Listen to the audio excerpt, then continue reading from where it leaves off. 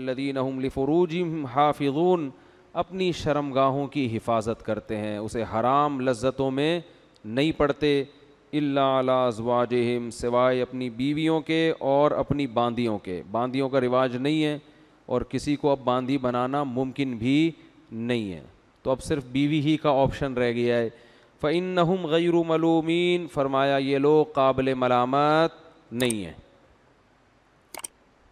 تو دو چیزیں بیان ہو گئیں، بیوی کے علاوہ جو راستے ہیں وہ تمام حرام ہیں، اس میں ہینڈ پریکٹس بھی آ گئی ہے، اس میں متع کرنا بھی آ گیا ہے، جو 2 گھنٹے کی شادیاں ہوتی ہیں، 1 ہفتے کی متع ہوتا ہے نا، یہ بھی حرام ہے اسی کے تحت، کیونکہ اس کو بیوی نہیں کہتے جس سے انسان متع کرتا ہے، تو اللہ نے صرف زوجہ کے لفظ کو مستثنیٰ کیا ہے، بیوی۔ اور اس میں زنا بھی آ گیا، اس میں بدفعلی بھی آ گئی لڑکوں سے، یہ تمام چیزیں اس آیت کے تحت داخل ہو گئیں۔ تو صرف ایک طریقہ ہے آپ کے پاس، وہ کیا ہے؟ آپ نکاح کر کے اپنی زوجہ سے اپنی خواہش پوری کریں، اس کے علاوہ کوئی راستہ نہیں ہے۔ ایک بات تو یہ پتہ چلی، دوسری یہ پتہ چلی فإنہم غیر ملومین، جو نکاح کر کے اپنی خواہش پوری کرتا ہے یہ لوگ قابل ملامت بولو نہیں۔ تو ہمارے ہاں 2 قسم کے فنٹر مارکیٹ میں پائے جاتے ہیں۔ ایک فنٹر وہ ہیں جو لبرلزم کی انتہا کو پہنچے ہوئے ہیں، وہ کہتے ہیں گرل فرینڈ رکھ لی، اگر کسی سے تھوڑی بہت کچھ ہو گئی، جیسے یونیورسٹی میں ایک دوسرے کو پرپوز کیا نا، انہوں نے گلے ملے، تو ایکچولی اس میں کوئی اتنا بڑا مسئلہ نہیں ہے، ایسی خام خمیں، ذرا دل صاف ہونا چاہیے انسان کا۔ یہ بھی فنٹر گیری میں ٹاپ پہ پہنچے ہوئے ہیں۔ جب گلے مل ہی لیے تو اب آگے تکلف کی ضرورت کیا ہے؟ یہ تو گلے تو شادی اسی لیے تو کی جاتی ہے کہ انسان اس کے قریب جا سکے۔ جب گرل فرینڈ کے اتنا قریب پہنچ ہی گئے اور گورے اور آگے نکل گئے، وہ اتنے ایڈوانس ہو گئے، ان کے ہاں بچے پہلے پیدا ہو رہے ہیں، شادیاں بعد میں ہو رہی ہیں، تو وہ انڈرسٹینڈنگ کے چکر میں نا، تو یہ بھی فنٹر ہیں۔ دوسرے فنٹر وہ ہیں جو خام خواہ کے صوفی بنے ہوئے ہیں، خام خواہ کے ضرورت سے زیادہ نیک بننے کی کوشش کرتے ہیں، ان کو لوگوں کی بلکہ مولویوں کی شادیوں پہ بہت اعتراض ہوتا ہے ان کا، کیونکہ اس فیلڈ میں زیادہ آگے کون ہے؟ مولانا ٹائپ کے لوگ ہی ہیں، عام لوگ تو ڈر رہے ہوتے ہیں نا، وہ تو شادی بھی لیٹ کرتے ہیں، پھر کرتے بھی ایک ہے۔ تو اللہ نے بیوی کے ذریعے، چاہے پہلی بیوی ہو، دوسری ہو، تیسری ہو، چوتھی ہو، جب تک وہ بیوی میں کی فہرست میں 5ویں پھر بیوی نہیں ہو سکتی، اس سے نکاح ہوتا ہی نہیں ہے اسلام میں۔ سمجھتے ہو کہ نہیں سمجھتے؟ وہ بیوی کے لفظ اس پہ صادق ہی نہیں آتا نا۔ جیسے کوئی عورت عدت میں ہو اور وہ کہیں اور شادی کر لے، ایسے بھی کیسز آ رہے ہیں، طلاق ہوئی، ابھی عدت پوری نہیں ہوئی ہے، کہیں اور شادی کر لی، تو جہاں وہ شادی کرے گی تو وہ شادی اسلام میں منعقد ہی نہیں ہوگی، تو وہ اس کی بیوی بنے گی ہی نہیں، زنا ہی ہوگا وہ۔ تو اسلام نے بھی کچھ شرطیں بتائی ہیں نا، تو 4 اگر کسی کی موجود ہیں تو وہ 5ویں کرے گا تو وہ 5ویں ہوگی نہیں، وہ بیوی کہلائے گی نہیں۔ تو جب تک بیوی ہے تو اللہ نے، اگر کوئی شخص نکاح کے ذریعے اپنی خواہش پوری کرتا ہے تو اللہ فرما رہے ہیں یہ قابل ملامت، بولتے کیوں نہیں ہے۔ تو اس معاملے میں بھی فنٹر بننے کی کوشش نہ کیا، خود سے فیصلہ نہ کیا کریں، ابے وہ یہ کیا کر رہا ہے، ابے اس کو دیکھو کیا ہو گیا۔ اچھا، اس میں بھی بہت سے، جلدی سے یہ کر کے، میرا آج یہ ٹاپک نہیں ہے، بہت اہم مضامین ہے آگے۔ ایک فنٹر گیری اس میں یہ بھی ہوتی ہے کہ چلو بیوی کرنی تھی تو خوبصورت لڑکی کیوں تلاش کی ہے، اس پہ بھی لوگوں کو کیا ہوتا ہے، پیٹ میں مروڑ، کہ چلو کسی نے شادی کرنی ہی تھی تو خوبصورت سے، کم عمر سے کیوں کی۔ اس میں تکلیف اس کو ہونی چاہیے جس کو پیغام نکاح بھیجا ہے، ٹھیک ہے نا، کہ آپ کی عمر زیادہ، بڑھاپا آپ پہ آ رہا ہے، بال آپ کے سفید ہو گئے، تو آپ کو میرے لیے پیغام بھیجتے ہوئے شرم نہیں آتی؟ اس کو تکلیف ہونی چاہیے نا، جو 17 سال کی، 16 سال کی، 18 سال کی ہے۔ اگر اس کو تکلیف نہیں ہو رہی ہے یا اس کے ابا کو نہیں ہو رہی ہے، تو پھر اگر محلے والوں کو تکلیف ہو رہی ہے تو یہ محلے والوں، وہ کیڑے والا لطیفہ سن لے میرا، وہ جو درخت سے گرا تھا نا بندہ، سمجھ میں آ رہی ہے بات؟ یہ درخت سے گرنا تھا۔ ابھی آج ایک کیس سامنے آیا کہ ایک بڑی عمر کے صاحب تھے، ان بڑے مالدار تھے، تو انہوں نے شادی کی کم عمر خوبصورت لڑکی سے، لڑکی بھی خوش ہے، پیسہ بہت تھا ان کے پاس، اب وہ جہازوں میں لڑکی نا، دوسرے ملکوں میں، وہ صاحب کہیں یورپ میں رہتے ہیں، کوئی سمجھے گا نہیں کس کی بات ہو رہی ہے، کیونکہ اب ظاہر ہے یورپ میں تو درجنوں صاحب رہتے ہیں نا۔ بعض لوگ کہتے ہیں آپ نے ہمارا قصہ سنا دیا، تو کسی کو کیا پتا بھائی میں کس کا قصہ سنا رہا ہوں, ایسے تو بہت لوگ ہیں. تو یورپ میں رہتے ہیں, وہ بیگم کے بہت مزے ہو گئے, بنگلے شنگلے بنا کے دے دیے اس کو, وہ غریب لڑکی. اب لوگ اعتراض کر رہے ہیں کہ یہ دیکھو اتنی عمر کا ہو کے اتنی کم عمر سے شادی کی ہے, تو جس سے شادی کی ہے وہ خوش ہے. ٹھیک ہے, وہ کیا ہے, وہ کیا ہے, بلے بلے ہو گئی اور کیا چاہیے. اس کے کزنوں میں ایک سے ایک ہینڈسم پڑا ہوا ہے, لیکن جیب میں روکڑا نہیں ہے ان کے. تو اس نے کہا بھائی پرانا ہو, جیب میں روکڑا ہو, یہ نئے سے, یہ ہر ایک کی اپنی تھنکنگ ہوتی ہے. بعضوں کو یہ نہیں ہوتا, بعض کہتے ہیں غریب ہونا چاہیے لیکن جوان آدمی ہونا چاہیے. تو یہ اللہ نے اس کو چوائس دی ہے کہ بھائی وہ خود فیصلہ کرے. تو یہ آپس کی انڈرسٹینڈنگ ہوتی ہے کون کہاں شادی کر رہا ہے. تو جہاں بھی جو کر رہا ہو نا وہ ان کا آپس کا معاملہ ہوتا ہے, اس میں کباب میں ہڈی بننے کی کوشش نہ کیا کریں. اللہ سے دعا مانگا کریں, اللہ مجھے بھی کوئی دلا دے, بس اتنا حق بنتا ہے آپ کا. ٹھیک ہے, اس سے زیادہ آپ کو تکلیف ہوگی تو یہ آپ کی اپنی ٹینشن ہے, حسد ہے آپ کو, خام خواہ میں گھلیں گے اور ٹینشن کے علاوہ کچھ بھی حاصل نہیں ہوگا. ہاں کسی بڑی عمر کے آدمی نے کسی خوبصورت یا کم عمر لڑکی کو بے وقوف بنا کے شادی کی ہے تو پھر اس پہ اعتراض بنتا ہے. بعض دفعہ ایسا بھی ہوتا ہے, ایسے کیسز آئے ہیں کالے کولے لگا کے بندہ جوان بن کے چلا گیا, بعد میں پتہ چلا یہ تو سارا حلیہ ہی بگڑا ہوا اس آدمی کا, شناختی کارڈ میں عمر چھپا رہا ہے اپنی, جھوٹ بول, وہ تو پھر دھوکہ ہے نا. یا لڑکی کی مرضی کے بغیر اس کو زبردستی باپ نے اس کی شادی کر دی. بعض علاقوں میں ایسا ہوتا ہے کہ لڑکی کم عمر ہوتی ہے, باپ بڈھے لوگوں سے اپنی کم عمر بچی کی پیسوں کی لالچ میں شادی کر دیتا ہے, تو یہ بھی حرام ہے, ناجائز ہے.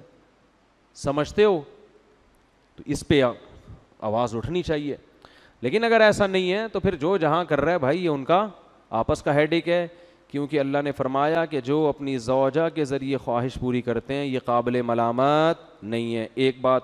دوسری بات یہ, بلکہ تیسری بات, کہ نکاح کا بنیادی مقصد خواہش پوری کرنا نہیں ہوتا. جو عزت دار لوگ ہوتے ہیں نا ان کے نکاح کے دوسرے مقاصد زیادہ ہوتے ہیں. جیسے ہمارے نبی صلی اللہ علیہ وسلم نے جو نکاح کیا تو پہلی شادی حضرت خدیجہ سے کی, آپ کی ایج 25 سال اور حضرت خدیجہ کی ایج 40 سال. تو ظاہر ہے اس میں تو عیاشی تو پیش نظر معاذ اللہ ہو ہی نہیں سکتی. پھر آپ نے بہت ساری بیوہ عورتوں سے نکاح کیا. امی عائشہ سے نکاح کیوں کیا؟ وہ کم عمر تھیں.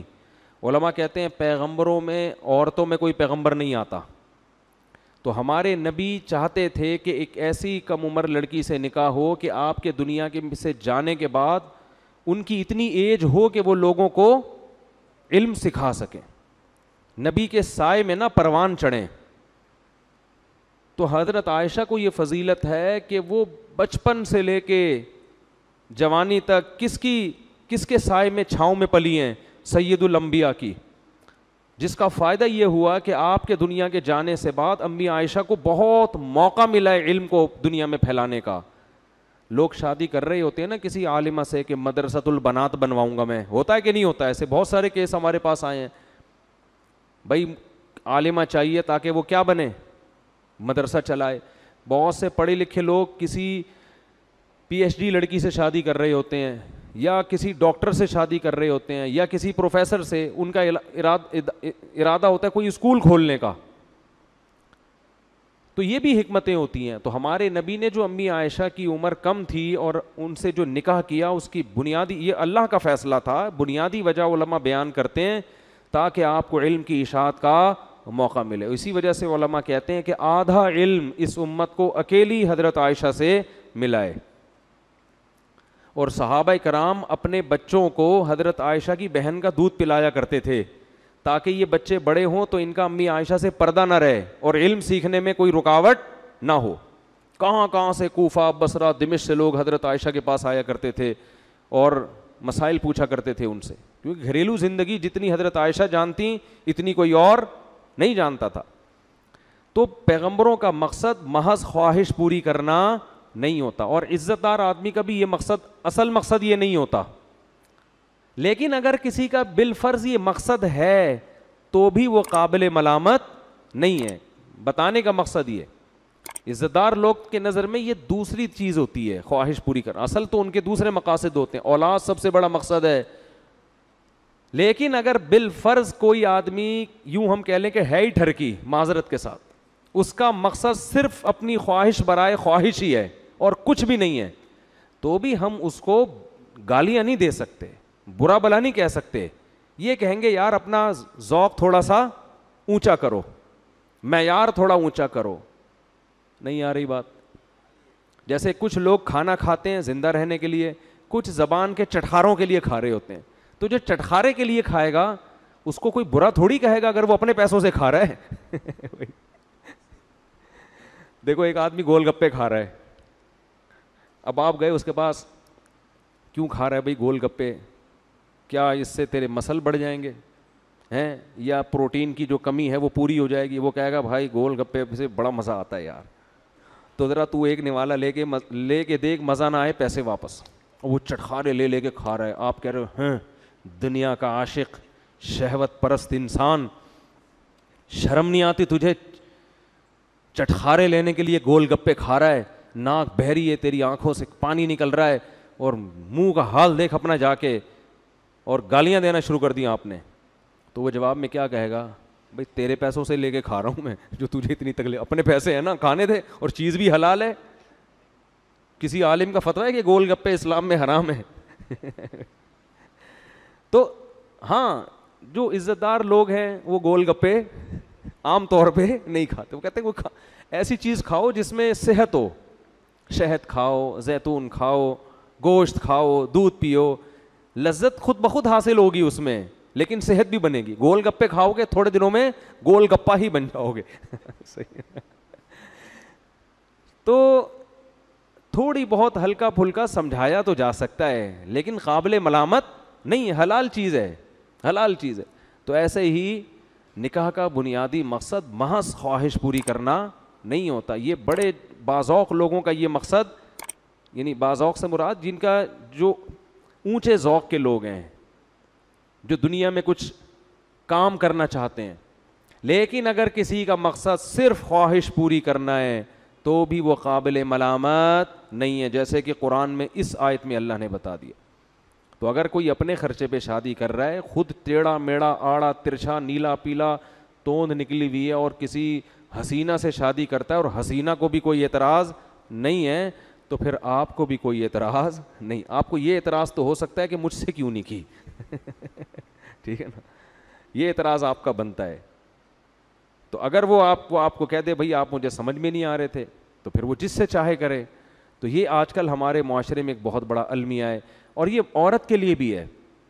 طلاق یافتہ یا بیوہ عورت، اگر وہ کوئی اس کو اچھا لگ رہا ہے، کوئی ہینڈسم لگ رہا ہے، کوئی اسمارٹ لگ رہا ہے، وہ چاہ رہی ہے کہ میں اس سے شادی کروں، یہ مجھے اچھا لگ رہا ہے، تو قرآن عورتوں کے بارے میں تو بہت واضح کہتا ہے لا تعضلوہن ان ینکحن ازواجہن، ان کو مت روکو اس بات سے کہ یہ جہاں نکاح کرنا چاہیں وہاں نکاح کریں. اس بات سے ان کو بولتے کیوں نہیں مت روک. ایسے کیسز اب بھی آ رہے ہیں، تو میں بہت کم فون سنتا ہوں، لیکن جب بھی سنو کوئی نہ کوئی کہانی سامنے آتی ہے. 30 سال کی خواتین، 30 سال میں تو عورت جوان ہوتی ہے، 2 بچے، طلاق ہو گئے، اب خاندان والے دھمکیاں دے رہے ہیں کہ اگر شادی کی تو ٹانگیں توڑ دیں گے، بائیکاٹ کریں گے، بس اب چھوڑ دو، اب ان بچوں کی خاطر جیو. تو یہ ظلم ہے معاشرے میں. تو جیسے مرد کو اجازت ہے، اللہ نے عورت کو بھی اجازت دی ہے کہ تو نکاح پہ کوئی پابندی نہیں ہے بھائی. نکاح کو معاشرے میں زیادہ سے زیادہ پروموٹ کرو. جو کر رہا ہے، میرے پاس تو لوگ آتے ہیں نا، مجھے بھی آفس میں مجھے سیٹنگ ہو گئی اچھی لگ رہی ہے، میں کہتا جا شادی کر سب سے پہلے، کوئی ٹینشن کی بات نہیں. اگر نکاح نہیں کرنا پھر تعلق ختم کر دو. تو اللہ نے جس چیز کی اجازت دی ہے، ہمیں فنٹر بننے کی ضرورت نہیں ہے، اور حد سے زیادہ حدود سے آگے نکلنے کی ضرورت نہیں ہے. تو فرمایا فَإِنَّهُمْ غَيْرُ مَلُومِينَ، یہ لوگ قابل ملامت نہیں ہیں. فَمَنِ ابْتَغَىٰ وَرَاءَ ذَلِكَ، جو نکاح کے علاوہ کوئی اور راستہ تلاش کرے گا، فَأُولَٰئِكَ هُمُ الْعَادُونَ، یہ لوگ اللہ کی حدود سے تجاوز کرنے والے ہیں.